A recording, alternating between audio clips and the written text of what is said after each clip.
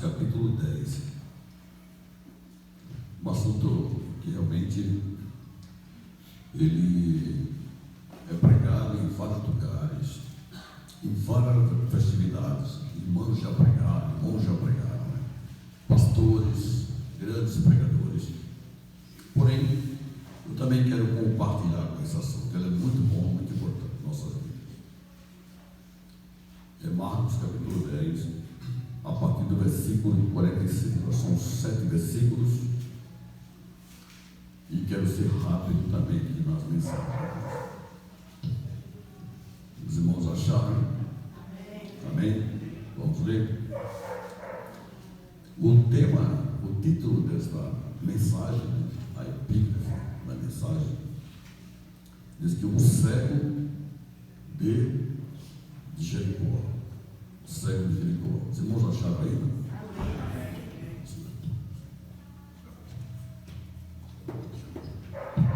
Amém? Melhorou, amém. Fala sobre o cego de Jericó. Os irmãos já sabem muito bem, né, irmãos, esse versículo.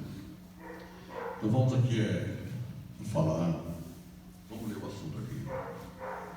Ele diz assim: depois foram para Jericó, e saindo ele de Jericó com seus discípulos e uma grande multidão, Bartimeu, o cego, filho de Timeu, estava sentado junto ao caminho mendigando. E ouvindo que era Jesus de Nazaré, começou a clamar e dizer: Jesus, filho de Davi, tem misericórdia de mim. E muitos repreendiam para que se calasse, mas ele clamava cada vez mais: Filho de Davi, tem misericórdia de mim. Jesus, parando, disse que o chamasse. E chamaram o cego, dizendo-lhe: tem bom ânimo, levanta-te, que ele te chama. E ele, lançando em si sua capa, levantou-se e foi ter com Jesus. E Jesus, falando, disse-lhe: que queres que eu te faça? E o cego disse: Mestre, que eu tenha vista. E Jesus disse: vai, a tua fé te salvou. E logo viu, seguiu Jesus pelo caminho. Amém, irmãos? São 7 versículos importantes aqui para a nossa meditação. Observando bem, irmão, os 3 evangelhos sinóticos, que são, quer dizer, paralelos, tanto Mateus como Marcos e Lucas, eles são unânimes, são paralelos quando se fala a respeito desse cego, né? A Bíblia fala que Jesus estava indo para Jerusalém, tem que passar por uma outra cidade e tem que entrar ali em Jericó. Você vê que os 3 evangélicos, tanto Lucas, Mateus, Marcos e Lucas, somente Lucas e Mateus e Marcos que fala que foi um cego, mas Mateus 20 e 29 fala que eram 2 cegos. E Lucas 18 e 35 fala que era um cego, e Marcos também, né? Mas são sinónimos dos evangelhos, eles são paralelos, sendo que os 2 não falam o nome do cego, mas Marcos já diz que o cego chama-se Bartimeu, Bartimeu, filho de Timeu. Então, nos diz a Bíblia que Jesus, ele estava saindo de Jericó, né? Lucas fala que estava se aproximando de Jericó. Mateus diz que ele estava saindo também. Mas como? Se ele está entrando, se está saindo ao mesmo tempo? Não, segundo a história, nos diz que houve a primeira Jericó, que foi destruída por quem, irmãos? Não sabe, né? Josué, o exército. E ficou as ruínas. Depois, Herodes, o Grande, ele reconstruiu a cidade. Por exemplo, se ele tivesse saído de Jericó, ele estaria passando e entrando em outra. E assim de igualdade, como ele entrando ou saindo de uma cidade, ele entrava e saía ao mesmo tempo. Entrava, por exemplo, pela antiga e saía pela nova, ou a nova, irmãos dele, estou falando, mais ou menos isso, as duas cidades.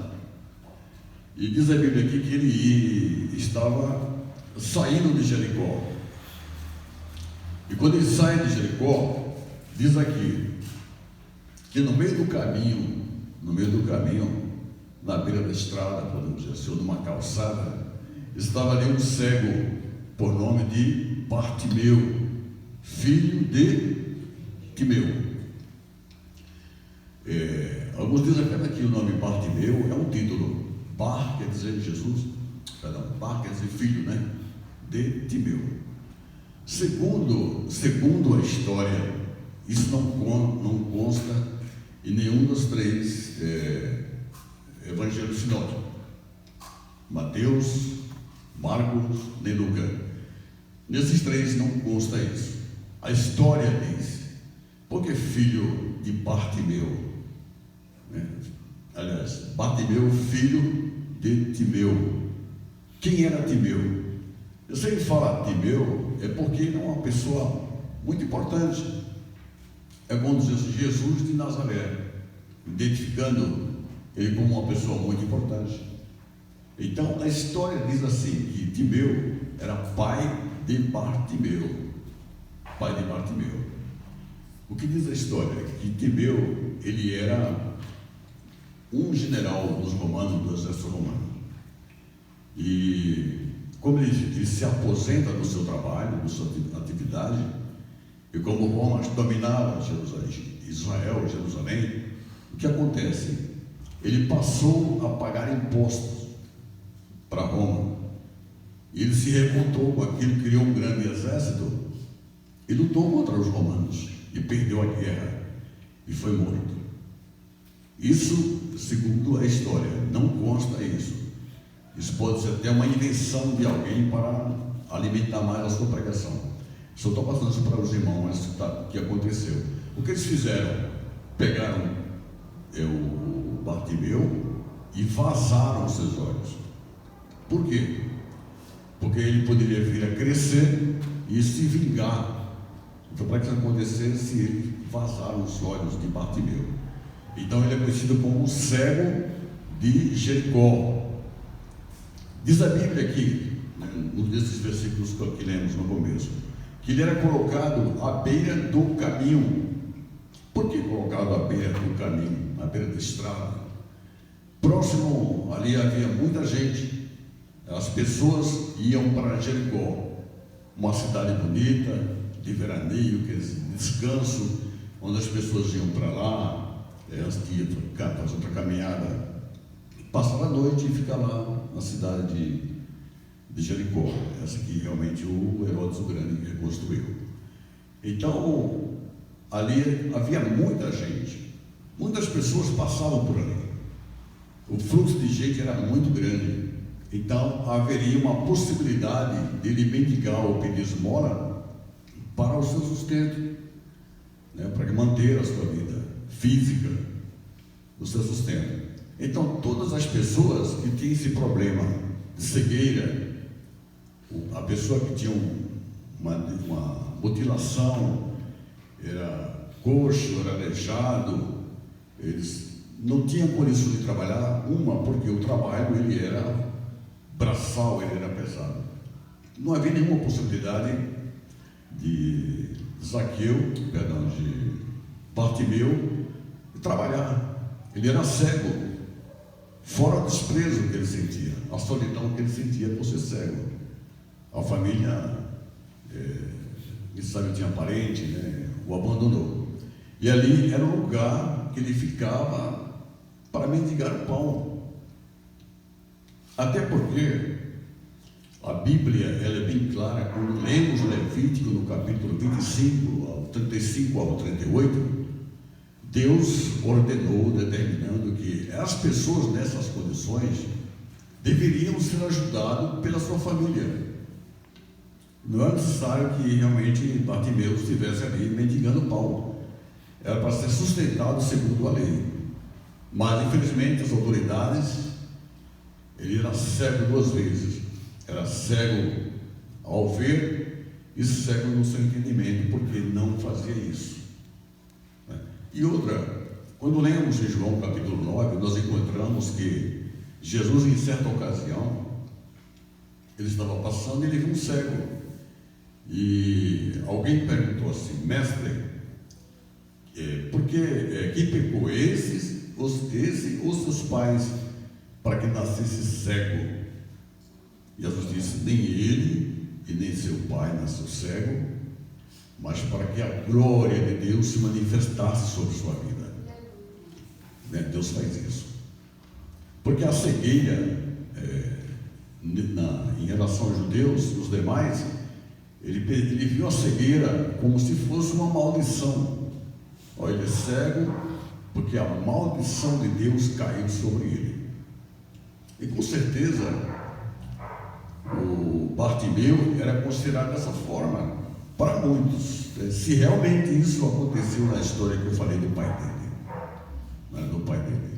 Então, por ter seus olhos vazados, o milagre foi muito mais do que nós possamos imaginar. O que Deus trabalhou na vida daquele homem, através do milagre. Então era vista como uma maldição. E Jesus contestou isso quando ele cuspiu no chão, fez lodo, colocou nos olhos do cego, untou os olhos do cego e mandou que ele fosse se lavar. Aí ele abre os olhos, ele vê normalmente.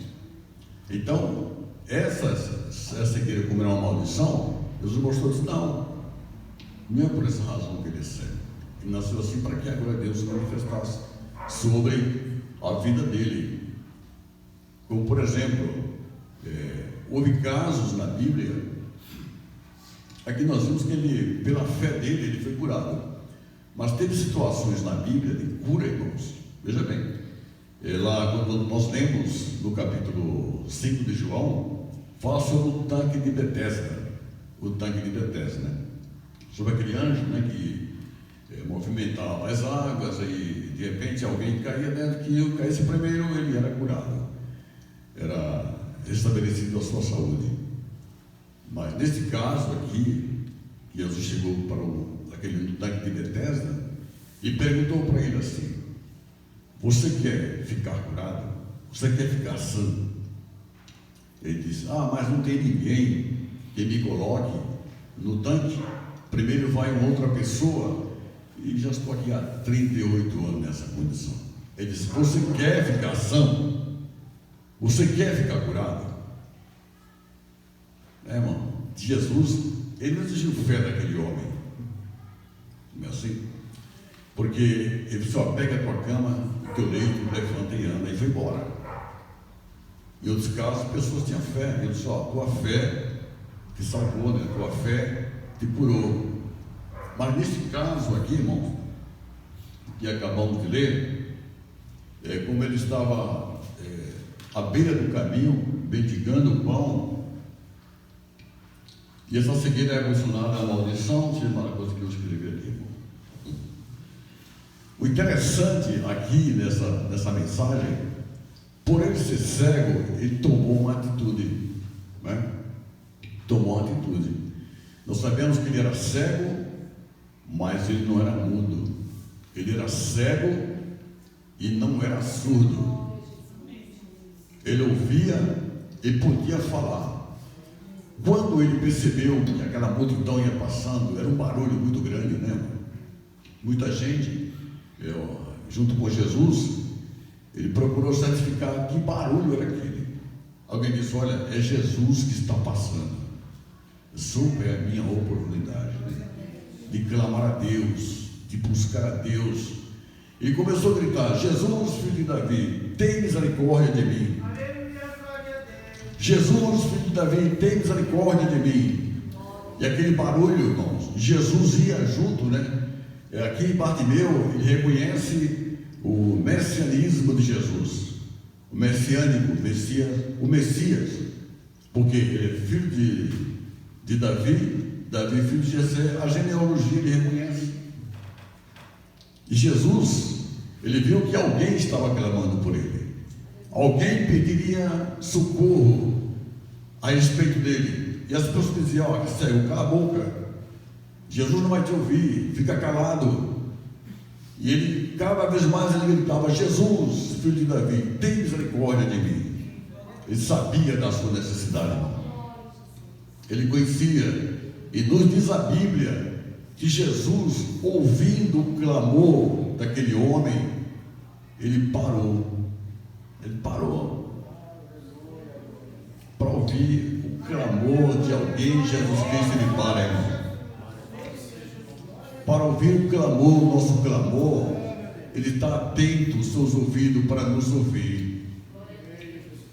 Aquele homem no tanque de Betesda estava preocupado com o anjo, com as pessoas que não colocariam dentro do tanque. Ele estava conformado com a sua própria situação. Para ele não havia mais jeito. 38 anos além do tanque de Betesda.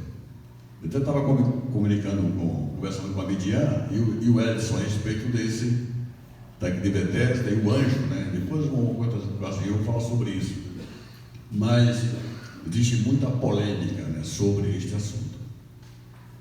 E ele clamando a Jesus, Jesus disse: olha, manda chamar a pessoa que está clamando por mim, Jesus, filho de Davi. Aí alguém disse: olha, tem bom ânimo, levanta-te. Ele te chama, Jesus está chamando você, né? Ele está chamando você. É a oportunidade única que você tem. E naqueles dias Jesus ia morrer, né? E ele foi direto para Jesus. E quando se apresentou a Jesus, Jesus perguntou a ele: o que queres que eu te faça? Que pergunta boa, né, irmão? O que queres que eu te faça? Aí ele, mais que depressa, ele disse: mestre, que eu veja, que eu tenha vista, que eu tenha visão, eu quero ver. E Jesus falou assim: vai, a tua fé te salvou, te curou. A lição que trazemos para hoje, irmão, é que devemos clamar a Deus, romper as barreiras sociais, as multidões, as palavras negativas que muitas vezes vêm aos nossos ouvidos.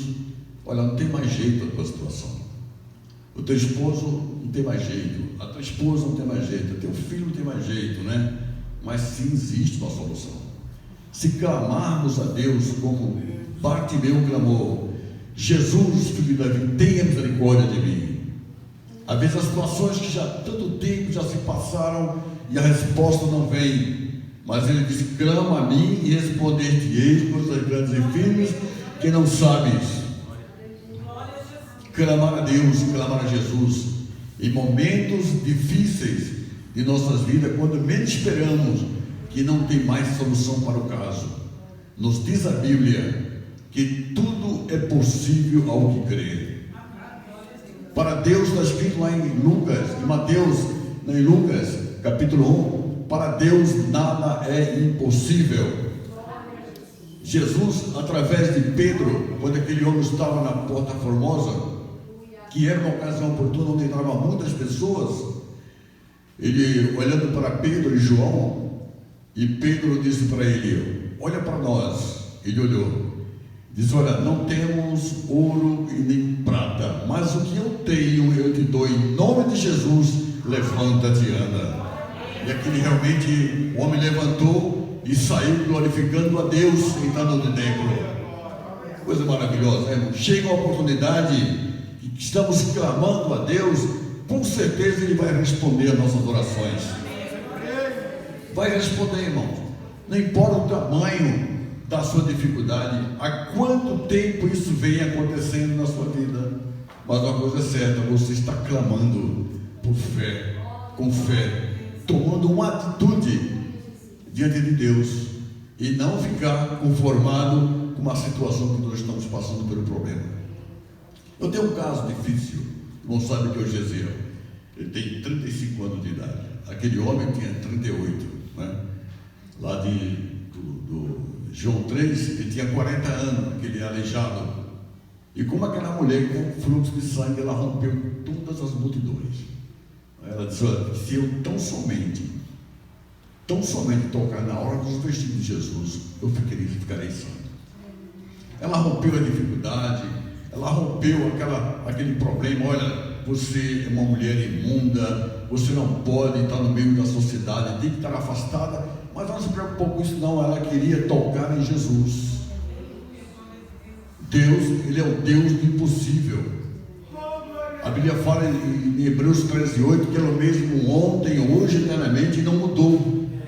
Ele não muda, Ele permanece, dizendo: clama a mim, busca a mim. Aquela mulher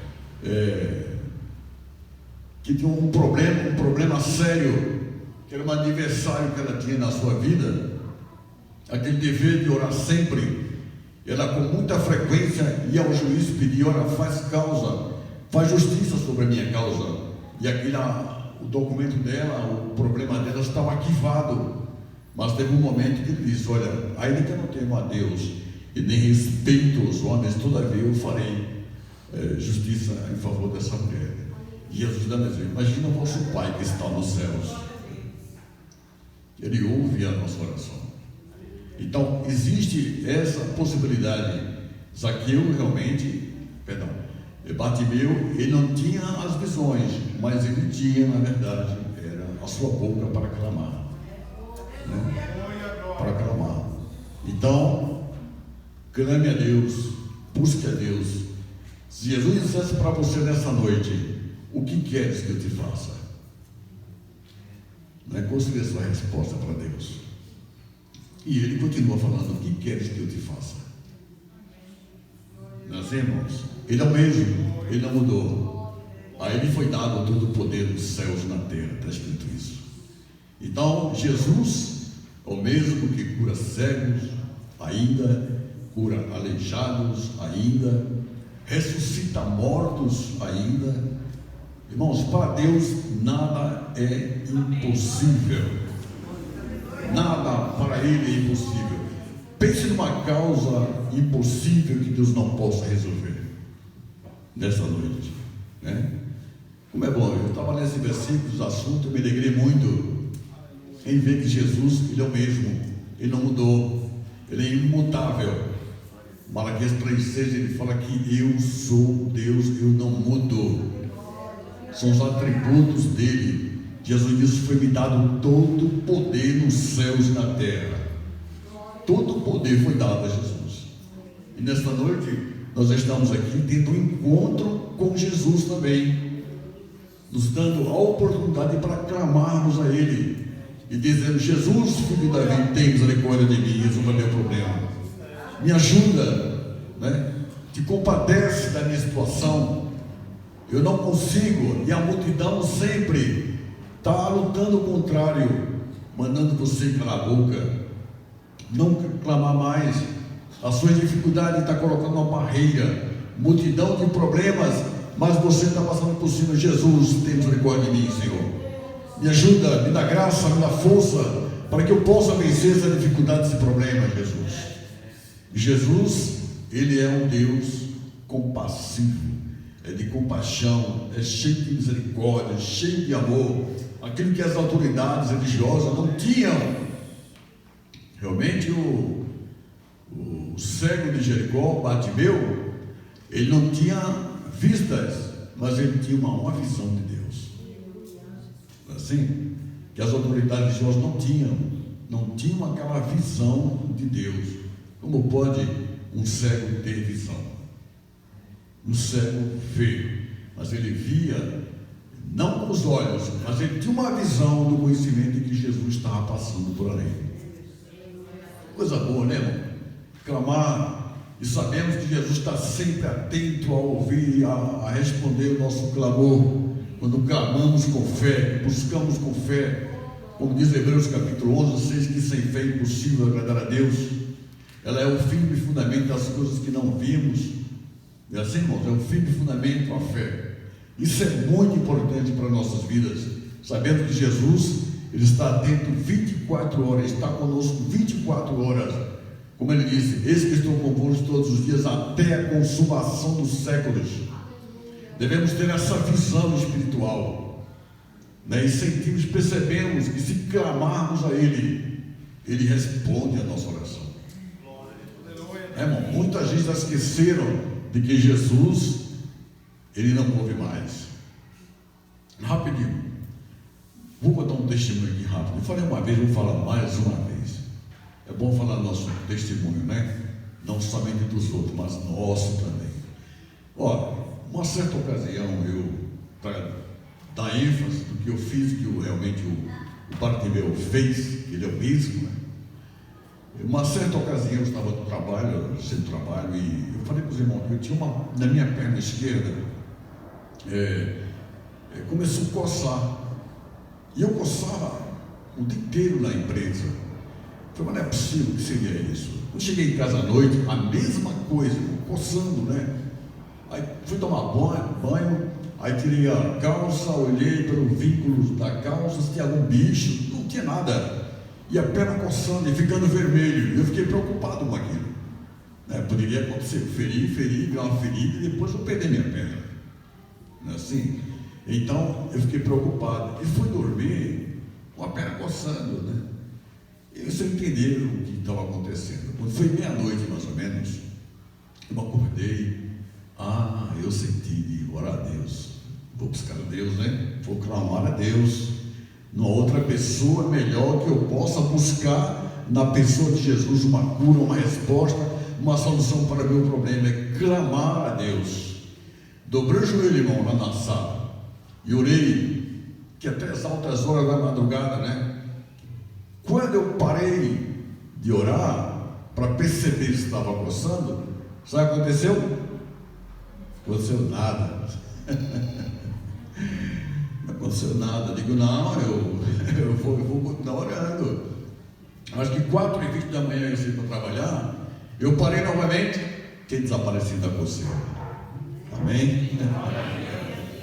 Desapareceu a coceira, irmão, porque eu clamei, eu busquei a Deus, eu entreguei nas mãos de Deus, em meio às dificuldades, problemas e multidões de situações que nos cercavam dia a dia com relação ao trabalho. Mas Jesus, Ele teve misericórdia da minha pessoa, né? Nesta noite Ele vai ter misericórdia de você também, se você clamar dizendo: Jesus, filho de Davi, tenha misericórdia de mim. Jesus pode, irmão, está presente, Ele está conosco, Ele prometeu: estou convosco todos os dias até a consumação dos séculos. Não temas, porque eu sou contigo, não te assombres, porque eu sou teu Deus. Você que é um Deus maravilhoso, irmão. Ele se faz presente em nosso meio. Ele está conosco aqui nessa noite. Então clame a Ele, irmão. Busque a Ele, peça a Ele, peça misericórdia a Deus. Em outras situações também que Deus respondeu minhas orações, e várias e outras. Como é bom clamar a esse Deus, buscar esse Deus em constante oração, jejum, meditação da palavra de Deus, e procurarmos com que essa palavra ela possa reinar em nosso coração. Não deixar que o Espírito Santo desapareça em nossa vida, né? Como estamos aqui ouvindo sempre na doutrina, o pastor está pregando esse assunto, né? Nunca vi, até hoje eu nunca vi. Eu estava em casa meditando, né, que o pastor falou na terça-feira a respeito da pessoa do Espírito Santo. O que é que nós entendemos apenas? Não blasfemar contra o Espírito. Não é assim? O que é blasfemar? É atribuir as coisas do Espírito a Satanás. Só isso. Aí depois, a gente ouvir a doutrina, aí está lá: não entristeça o Espírito Santo, né? Não faça isso, faça aquilo. E uma série de situações que nós nunca ouvimos falar. Lemos, passamos por cima, mas são assuntos específicos para a nossa vida espiritual. Isso é muito bom, irmão. A gente ter conhecimento pleno da pessoa do Espírito Santo. Eu fiquei pensando em casa, na mensagem, e alguns versículos que eu copiei. Eu falei: meu Deus, eu nunca vi isso, nunca ouvi isso em canto nenhum. Não é cansativo e não é repetitivo. Está repetindo, não está repetindo. Os assuntos são diferentes. Ele repete quando ele dá a introdução. Olha, nós paramos assim, assim, assim, assim, assim, assim, e entra no assunto que é de suma importância para nossas vidas, irmão. Esse assunto sobre o Espírito Santo, você nunca ouviu, eu nunca ouvi até hoje, como um estudo que nós estamos aprendendo. Amém? Faltam 4 minutos, vou deixar aqui para o pastor concluir o término e agradecendo a oportunidade em nome de Jesus. Amém.